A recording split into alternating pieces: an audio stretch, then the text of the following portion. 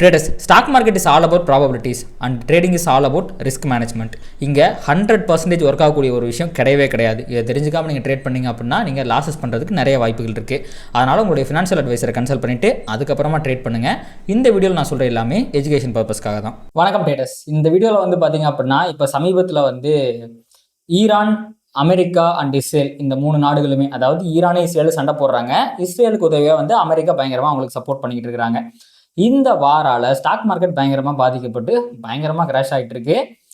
நம்ம மார்க்கெட் தான் இந்த உலகத்திலே ரொம்ப அதிகமாக அஃபெக்ட் ஆன மார்க்கெட்டுன்னு நினைக்கிறேன் இந்த வாரனால. ஸோ இப்படி இருக்க சூழ்நிலையில் கடந்த 2 நாட்களில் மிகப்பெரிய டெவலப்மெண்ட்ஸ் இந்த வார் ரிலேட்டடாக நடந்திருக்கு. ஸோ அந்த டெவலப்மெண்ட்ஸ் என்ன, அது நம்ம மார்க்கெட்டே ஆகட்டும் வேர்ல்டு மார்க்கெட்டே ஆகட்டும் எந்த மாதிரி பாதிக்கிறதுக்கு வாய்ப்பு இருக்குது அப்படிங்கிறத பற்றி இந்த வீடியோவில் நம்ம டீட்டெயிலாக பார்க்க போகிறோங்க. வாங்க நம்ம வீடியோக்குள்ளே போகலாம். ஸோ இந்த வாரை பொறுத்த வரைக்குங்க இந்த 2 நாட்களில் என்ன இருக்குது அப்படின்னு பார்த்தீங்க அப்படின்னா 2 முக்கியமான டெவலப்மெண்ட்ஸ் அப்படிங்கிறது நடந்திருக்கு. ஒன்று என்ன அப்படின்னா, போர் முடிஞ்சிருச்சு, ஈரானை மோஸ்ட்லி நாங்கள் க்ளோஸ் பண்ணிட்டோம் அப்படின்னு சொல்லிக்கிட்டு இருந்த ட்ரம்ப் அவர்கள் 2500 மெரைன் ஃபோர்ஸஸ், ஆம்பிபியஸ் யூனிட் அப்படின்னு அழைக்கப்படுற ஒரு ஃபோர்ஸை ஈரானோட கடல் பகுதிக்கு கொண்டு வர்றதுக்கு ஒரு உத்தரவு பிறப்பிச்சிருக்காரு. ஸோ அவங்க ஒரு 15 நாளுக்குள்ள ஈரானுடைய அந்த மெரைன் ஸ்பேஸ்க்கு, அந்த கடல் வழிக்கு வந்துருவாங்க அப்படின்னு கருதப்படுது. இதுல இருந்து நமக்கு என்ன செய்தி தெரிய வருது அப்படின்னா, இன்னும் 15 நாட்கள், மினிமம் 15 நாட்கள் இந்த வார் நீடிக்கிறதுக்கு நிறைய வாய்ப்பு இருக்கு அப்படிங்கிறது நமக்கு தெரியுது. இதை தாண்டி 2வது விஷயம் என்ன நடந்திருக்கு அப்படின்னா, இந்த வார்லயே நேத்து தான் ரொம்ப அக்ரஸிவான ஒரு அட்டாக் அப்படிங்கிறது நடந்திருக்குங்க. இப்ப ஈரான் அப்படிங்கிறது எண்ணெய் வளம் மிக்க நாடு அப்படிங்கிறது நம்ம எல்லாத்துக்குமே தெரியும். அவங்களுடைய பொருளாதாரமே எண்ணெயை நம்பிதான் இருக்கு. ஸோ அந்த ஆயில மற்ற நாடுகளுக்கு அவங்க எக்ஸ்போர்ட் பண்ணுவாங்க. ஸோ எப்படி அங்க நிறைய எண்ணெய் கிணறுகள் இருக்கும். அது எல்லாத்திலிருந்தே வர்ற எண்ணெயை கார்க் அப்படின்னு அழைக்கப்படுற ஒரு தீவுல தான் எல்லாத்தையும் ஒன்று சேர்த்துவாங்க. அங்கிருந்தா கப்பல் வழியா மற்ற எல்லா நாடுகளுக்குமே அவங்க அனுப்புவாங்க. அப்படிப்பட்ட அந்த கார்கை பயங்கரமா அட்டாக் பண்ணியிருக்கிறாங்க. அட்டாக் பண்ணி அவங்களுடைய அந்த எண்ணெய் வளங்கள்லாம் சேதப்படுத்திட்டாங்களா அப்படின்னு கேட்டீங்க அப்படின்னா கிடையாது.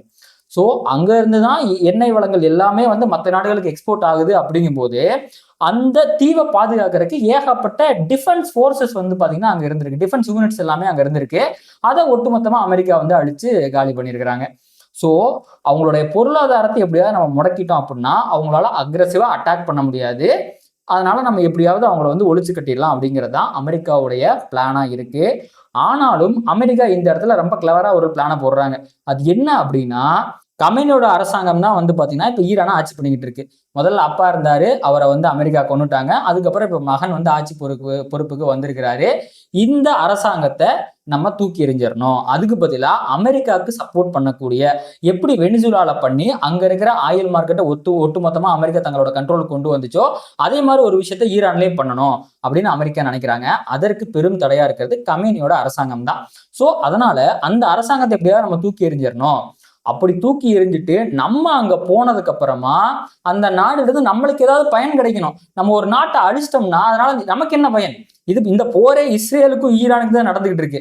நம்ம உள்ள சண்டை போடுறோம் அப்படின்னா அதுக்கு நமக்கு ஏதாவது பயன் கிடைக்கணும் அப்படிங்கிறதுக்காக பண்றோம். அதனால நம்ம அவங்க நாட்டை கைப்பற்றணும். ஆனா அந்த நாட்டோட பொருளாதாரம் பெரிய அளவுக்கு டேமேஜ் ஆகாத மாதிரி நம்ம அதை பண்ணணும். அப்பதான் நம்மளுக்கு ஒரு பெனிஃபிட் கிடைக்கும். அப்படிங்கிற நோக்கத்துல தான் அமெரிக்க அரசாங்கம் இது வரைக்கும் இந்த வாரம் அணுகிருக்கு.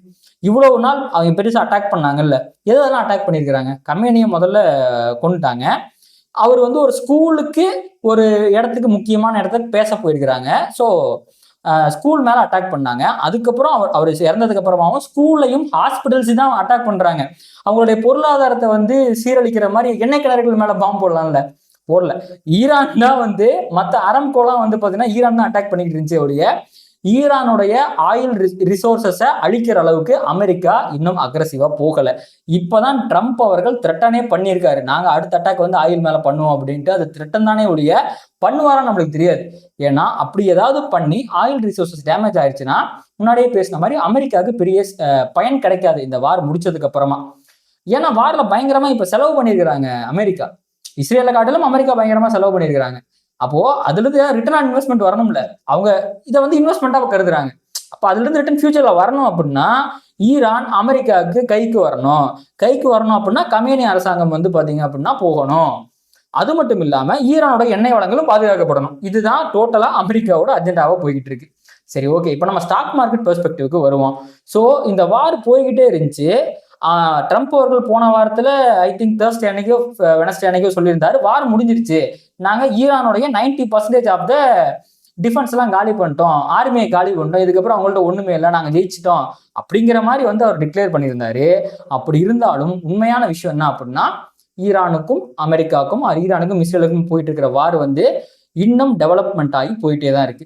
நான் வெள்ளிக்கிழமைக்கு ஒரு நியூஸ் பார்க்குறேன், ஈரான் சைட்ல இருந்து சொல்லியிருக்காங்க, சைட் ஆஃப் ஹொர்முஸ் வழியா வர்ற ஆயில் டேங்கர்ஸ் நாங்கள் அலோவ் பண்ணணும் அப்படின்னா நீங்க US$ பதிலாக சைனாவோட யுவானை யூஸ் பண்ணி நீங்க டிரான்சாக்ஷன் பண்ணுங்க, அப்படி பண்ணிச்சா நாங்கள் அலோவ் பண்ணிடுறோம் அப்படிங்கிற மாதிரி சொல்லியிருக்கிறாங்க.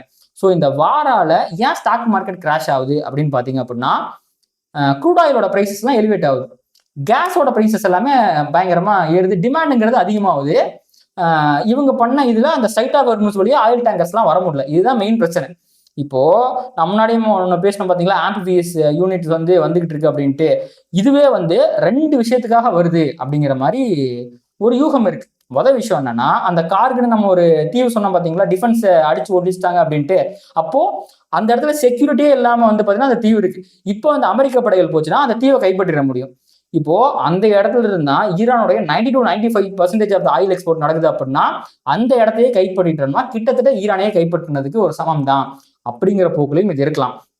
அப்படி இல்லை அப்படின்னா சைட் ஆஃப் ஹொர்முஸை கைப்பற்றுறதுக்காக, ஏன்னா அந்த சைட் ஆஃப் ஹொர்முஸோட நேரோவெஸ்ட் பாயிண்ட் அப்படிங்கிறது நியர்லி ஒரு 20-25 கிலோமீட்டர் தான் இருக்கும் போல் இருக்கு. அந்த 25 கிலோமீட்டர் நம்ம எப்படியாவது கைப்பற்றிட்டோம் அப்படின்னா, அதுக்கப்புறமா அது கீழே நிறைய கன்னி வெடிகள்லாம் வச்சிருக்கிறதா நான் கேள்விப்பட்டேன். ஸோ அவ்வளோ ஈஸியாக இப்போ எல்லா கப்பல்களாலையும் போக முடியாததுக்கு மிக முக்கியமான காரணமும் அந்த கன்னி வெடிகள் தான். அதெல்லாம் முதல்ல நம்ம ரிமூவ் பண்ணிடுவோம். ரிமூவ் பண்ணிட்டு அதை கைப்பற்றி நம்ம இந்த ஆயில் பாத்தை சரி பண்ணிட்டாலே ஓரளவுக்கு பொருளாதாரத்துல பெரிய பிரச்சனைகள், உலக பொருளாதாரத்துல பிரச்சனை இருக்காது அப்படிங்கிறத சமாளிக்கிறதுக்காகவும் இந்த படைகள் போறதா பார்க்கப்படுது. விச் மீன்ஸ் கண்டிப்பா இந்த வார் சீக்கிரமால முடியாது. ஸ்ட்ரைட் ஆஃப் ஹொர்முஸை அமெரிக்கா கைப்பற்றுற வரைக்கும், இந்த ஆயில் டேங்கர் பிரச்சனைகள்லாம் சரியாகிற வரைக்கும் இந்த வார் நீடிக்கிறதுக்கு தான் வாய்ப்பு இருக்கு. ஈரானும் இறங்கி வரல, ட்ரம்ப்பும் இறங்கி வரல, 2 பேருமே அக்ரஸிவா இருக்கிறாங்க, அவங்களுடைய ஸ்டாண்ட்ல ஸ்ட்ராங்கா இருக்கிறாங்க. அப்படிங்கும்போது கண்டிப்பா அடுத்த வாரமே இந்த வார் முடியறதுக்கு வாய்ப்பு இல்லை. நான் முன்னாடியே சொன்ன மாதிரி அந்த படைகள் வரதுக்கு 15 நாள் ஆகும். அப்படிங்கும் போது இந்த வார் என்ன இழுக்கிறதுக்கு தான் வாய்ப்பு இருக்கு. இந்த வார் எவ்வளவு தூரம் இழுக்குதோ அந்த அளவுக்கு வேர்ல்டு எக்கனாமி அஃபெக்ட் ஆகிறதுக்கு வாய்ப்பு இருக்கு. முக்கியமா ஸ்டாக் மார்க்கெட் அஃபெக்ட் ஆகிறதுக்கு வாய்ப்பு இருக்கு. இதை தாண்டி இந்தியாவுக்கு இருக்கிற மிக முக்கியமான பிரச்சனை அப்படின்னா இந்தியன் மணியோட டிப்ரிசியேஷன். இந்த வார் வந்ததுனால பாத்தீங்கன்னா US$ மதிப்பு சரிஞ்சுக்கிட்டே இருக்குங்க, டிப்ரிஷியேட் ஆகிட்டே இருக்கு, மேல போயிட்டே இருக்கான். மற்ற கரன்சிஸ்லாம் இருக்கு பாத்தீங்களா, New Zealand dollar, Australian dollar, euro, இந்த மாதிரி கரன்சிஸ் எல்லாமே அப்ரிஷியேட் ஆகிட்டு இருக்கு. கொடுமை என்ன அப்படின்னா, டாலருக்கு எதிரான மற்ற கண்ட்ரிஸோட கரன்சிஸ்லாம் அப்ரிஷியேட் ஆகக்கூடிய இந்த நிலைமையில நம்மளுடைய INR பாத்தீங்கன்னா ஆல் டைம் லோ அடிச்சிருச்சு, 92.5 லெவலில் ட்ரேட் ஆகிட்டு இருக்கான். இதுவுமே பாத்தீங்கன்னா ஸ்டாக் மார்க்கெட்டை பேரிஷா பாதிக்கக்கூடிய ஒரு விஷயம். ஸோ இப்போதைக்கு நம்ம கண்ணில் விளக்கெண்ணெய் ஊத்திட்டு பார்க்க வேண்டிய மிக முக்கியமான டெவலப்மெண்ட்ஸ் என்ன அப்படின்னா, இந்த வார் என்ன எவ்வளவு நாளைக்கு போகுது, ஸ்ட்ரைட் ஆஃப் ஹொர்முஸை அமெரிக்கா கைப்பற்றுறதா இல்லையா, இந்திய ரூபாயோட மதிப்பு டிப்ரிஷியேட் ஆகுதா, இது 3 நடந்துச்சுன்னா ஸ்டாக் மார்க்கெட் உருப்படும். அது வரைக்கும் ஸ்டாக் மார்க்கெட் உருப்படாது. எந்த மாதிரி நியூஸ் வந்தாலும் சரி, ஸ்டாக் மார்க்கெட் சரியாயிரும் சொன்னாலும் சரி, ட்ரம்ப் அப்படி சொல்லிட்டாரு இப்படி சொல்லிட்டாரு வார் முடிஞ்சிரும் அப்படின்னு சொன்னாலும் சரி, இந்த மீடியா சொல்றத நீங்க கேட்கலாம், கேட்டு ஒரு முடிவு எடுக்கிறதுக்கு நிறைய வாய்ப்புகள் இருக்கு. அப்படிலாம் எடுக்காம நான் சொன்னது நடந்தாதான் ஸ்டாக் மார்க்கெட் உருப்படும், அது வரைக்கும் உருப்படாது. அதனால இதுல ஒரு கிளாரிட்டி உங்களுக்கு கொடுக்கணும் அப்படிங்கிறதுக்காக தான் பாத்தீங்க அப்படின்னா இந்த வீடியோ மேக் பண்றேன்.